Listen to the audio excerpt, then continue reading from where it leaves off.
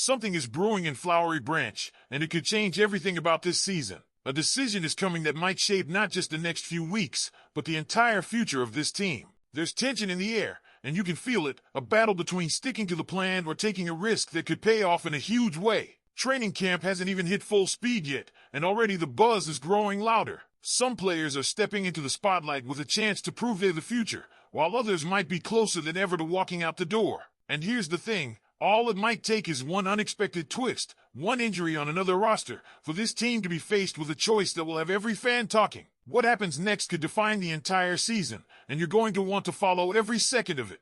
But first, press the like button and I'll tell you all the details of what's happening behind the scenes, and if possible, comment, rise up, let's go! The news coming out of Flowery Branch has the kind of intrigue that every Falcons fan loves, and maybe even a little controversy that could shape this entire 2025 season. Because while Michael Penix Jr. is being handed the keys to this offense, the Kirk Cousins storyline just refuses to go away. And after what just happened to Levis in Tennessee, every Falcons fan should be paying close attention, because this situation could flip at any moment. Think about it, an injury to a quarterback on a contender, and suddenly Cousins might not be wearing red and black for much longer. But we'll get to that. First, let's talk about what's happening right now, because training camp is about to give us answers to questions that could define the entire season. Michael Penix Jr. enters camp as the unquestioned starter, and that alone should have Falcons fans buzzing. We saw flashes of what he can be at the end of last year, 3 starts, moments of brilliance, and that absolute laser arm that made him the 8th overall pick in the 2024 draft. But let's be real, he looked like a rookie too, and the big question is whether he can grow fast enough to lead this team where it needs to go. Coaches want to see him work through his progressions faster, make those smart decisions under pressure, and keep that same chemistry he had with Drake London at the end of last season. Because if Penix keeps feeding London the way he did, this could get scary for opposing defenses, not us. And speaking of London, let's talk about just how dominant he was once Penix took over. In the final 3 games, London was targeted an insane 39 times, 31 of those coming in just the last 2 games. That's elite WR1 territory, and if Penix stays locked in on him like that over a full season, we might be talking about London as a top 5 receiver in the NFL by the end of 2025. Remember, last season he hauled in 100 catches for 1,271 yards and 9 touchdowns, and that was with a quarterback change mid-season.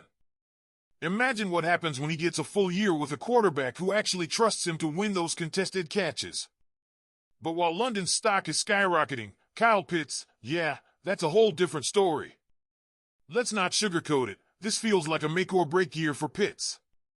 Once hailed as maybe the greatest tight end prospect in NFL history, he's been a fantasy football nightmare ever since. Sure, he had that 1,000-yard rookie season, but with just 1 touchdown?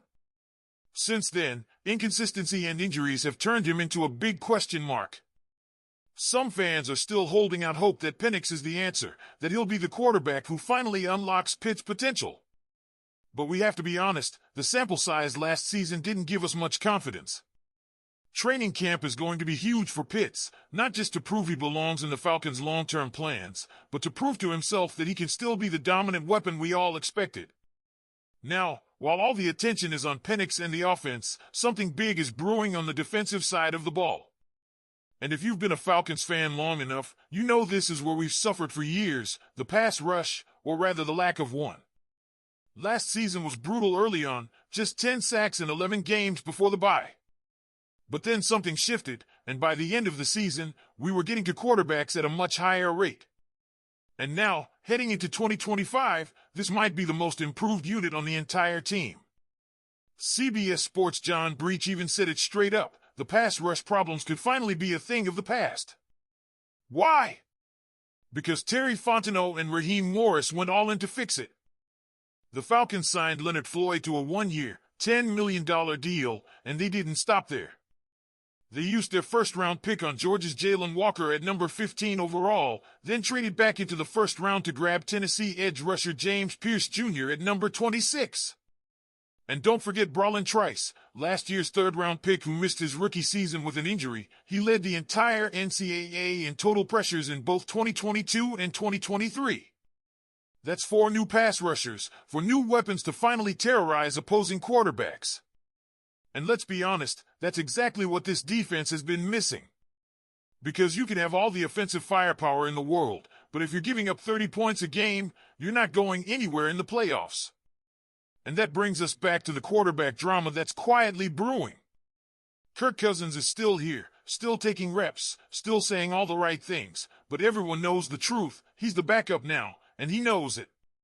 The Falcons gave him a 4-year, $180 million contract last offseason, but after going 7-7 as a starter with 16 interceptions, the most in the league, he lost his job to Penix by week 16. Cousins admitted this offseason that he played through a shoulder injury starting around Halloween, which might explain some of his struggles, but it doesn't change the fact that the Falcons are moving forward with Penix. But here's where it gets interesting, and Falcons fans, this is where you need to pay attention. Injuries happen. They happen every single year, and will leave us going down in Tennessee is just the first domino. The Titans aren't going to be the team to trade for Cousins. They're rebuilding with Cam Ward, and Cousins probably wouldn't waive his no-trade clause to go there anyway. But what if it's another team, a team that's built to win right now, that loses their starting quarterback in training camp or early in the season? That's where things get spicy. Cousins may not be Atlanta's starter anymore, but he's still good enough to step in and help a contender keep their season alive. And the Falcons? Well, they might be sitting on the perfect trade chip if the right team gets desperate enough. I want to hear from you on this. Should the Falcons keep Cousins as insurance, or would you trade him for the right offer if another team comes calling? Drop your thoughts in the comments. And that's the real question hanging over Flowery Branch as training camp opens. Do the Falcons hold on to Cousins as the most expensive backup in the league, or do they cash in if a contender loses their quarterback? Because let's be honest, as much as we love the idea of having a veteran like Cousins as insurance, this is now Michael Penix Jr.'s team. Every rep, every decision, every adjustment is being built around him. Raheem Morris and Terry Fontenot have already made their choice about the future.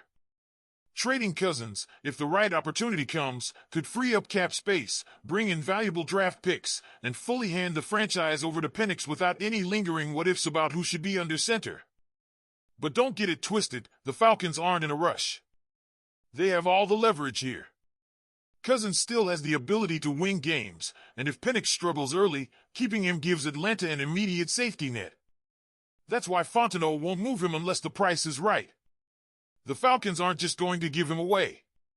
But think about it, imagine a team like the Steelers, or even the 49ers, losing their starter and making that desperate phone call. Atlanta could walk away with a premium draft pick, and Cousins gets a shot at chasing a Super Bowl elsewhere. It's a win-win. Meanwhile, all eyes will be on Penix. This is his moment to prove he's ready to lead this offense, to show he can keep feeding Drake London like a true WR1 and, maybe, finally get Kyle Pitts back to being the player we all thought he could be. Add in a defense that suddenly looks built to hunt quarterbacks, and Falcons fans have every reason to believe this team can make real noise in 2025. So now I'm asking you, Falcons Nation, if a contender comes calling, do you pull the trigger and trade Cousins, or do you keep him as the ultimate insurance policy? Tell me in the comments right now. I want to know what you'd do if you were in Terry Fontenot's shoes. And don't forget, if you're loving these deep dives into our Falcons, hit that like button and subscribe so you don't miss any of our updates as camp heats up. Go Falcons!